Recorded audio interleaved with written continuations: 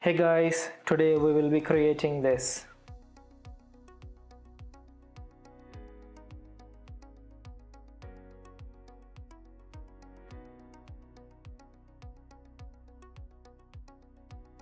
In this tutorial I will try to go briefly than my normal tutorials because there are so many nodes involved and I don't want to confuse you with some numbers.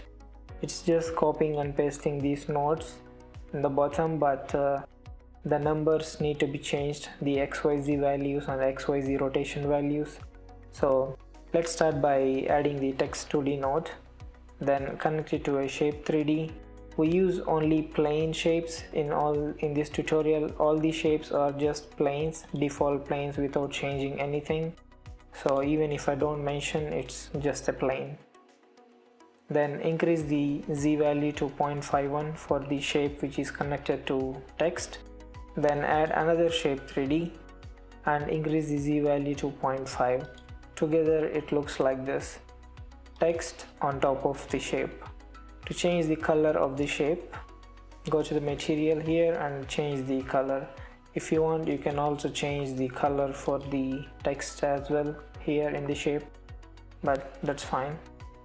That's your preference. So now we have these 4 nodes and this is the result.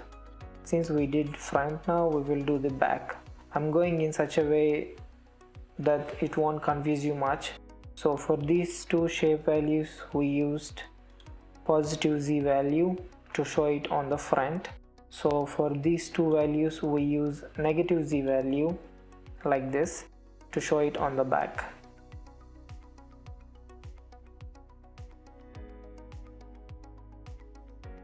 So use negative 0.5 in the Z to get the shape back and use negative 0.51 to get the text back. Now it also has to rotate since it's not the front, so increase the Y rotation to 180 degrees so it's exactly opposite. So now we have the front and back. This is the front one and this is the back one. We are done with the front and back. Now we will do the right and left. So just copy these nodes and paste it here. Change the text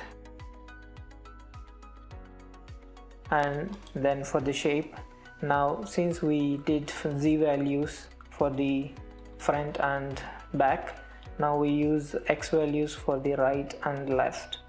So for the text shape, I mean the shape which is connected to the text, we use X value of 0.51 to show it on the right. Then the another shape we use 0.5 for the X so it will direct towards the right, and we need to add rotation of 90 degrees to the Y so it will position towards the right. So it looks like this. So now we need to have the opposite of this, so we use negative values instead of positive. We used positive X values for these 2 shapes, so we use negative X values for these 2 shapes. Now change the text as you want, and in the shape use minus 0.5 to show it on the left, and for the shape which is connected to text use 0.51 to show it on the left. And also change the rotation to minus 90 since plus 90 in the Y rotation makes it positioning the right side, minus 90 will make it position towards the left side. And you need to change the rotation to both these shapes, the background shape and also the text shape. So this makes the right and left. So let's see what we have now. This is the front, this is the back, this is the right, this is the left. So now we do the top and bottom. As you have guessed already, it's Y values here, so just copy and paste those. Change the text, and in this shape which is connected to text, increase the Y value to 0.51 so it will be on the bottom, I guess. it's on the bottom, as you can see in the screen. Then do the same for the shape as well. Decrease the y value to -0.5 so it looks in the bottom. And here you need to change the rotation values, 2 rotation values, unlike the others. Since the others need to change only one direction to the right, it's fine. But now we have to change it to the bottom, so we need to use X rotation to 90 and Y rotation to 180 to make it look like this.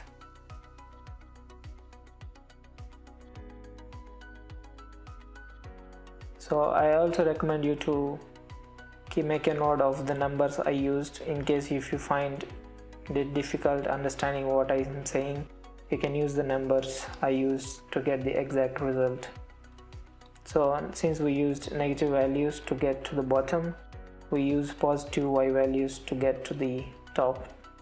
So change the text, and for this shape 3D, use the 0.51 so it will show on the top, and for this shape again use 0.5 to show it on the top, and use the X rotation to -90 so it will face towards the top. So if we see, we have this is for the bottom and this is for the top. Now connect all these merge 3Ds to a single merge 3D like this,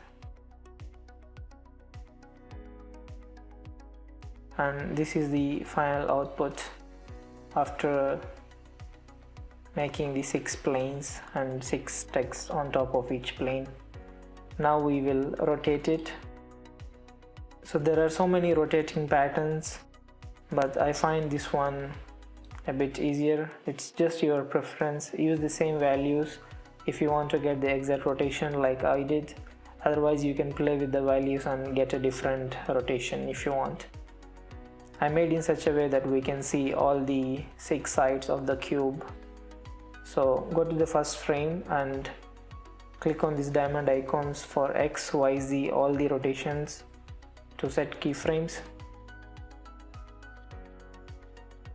Then come to frame 30 and increase the X value to 33.0 and Y to 45 and Z to just 3.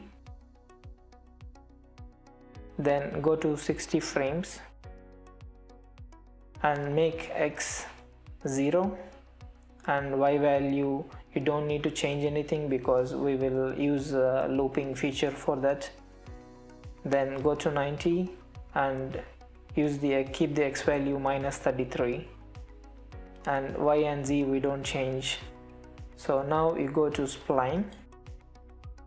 For the X rotation, press Ctrl A, Ctrl F to see everything. Right click and set loop ping pong. So the X value will be changing to get the effect. Then close the X rotation and now click on the Y rotation. For this we use only relative offset. Right click, set loop and relative. So this number will keep on increasing. And for the Z value we will use ping pong. So it increases and then decreases. So we have different type of keyframes for each 3. So just to show my numbers again, I'm just going here. If you click on this button you see the next animation frame. So at 0 frame I have all 0 values. Then at frame 30 I have 33, 45 and 3. Then at 60 I have X value 0 and remaining values I didn't change anything. And for the 90th frame it's -33 again. Then you can set loop as I showed previously. Then close this spline. Now we have a cube which is rotating. Connect this to a merge 3D and add a camera to it. You can position the camera as you want. For this I just increased the Z value of the camera to 0.55. I didn't change much. Then connect it to a render 3D. Now we have the cube. Now we will add this wavy displace effect and a background.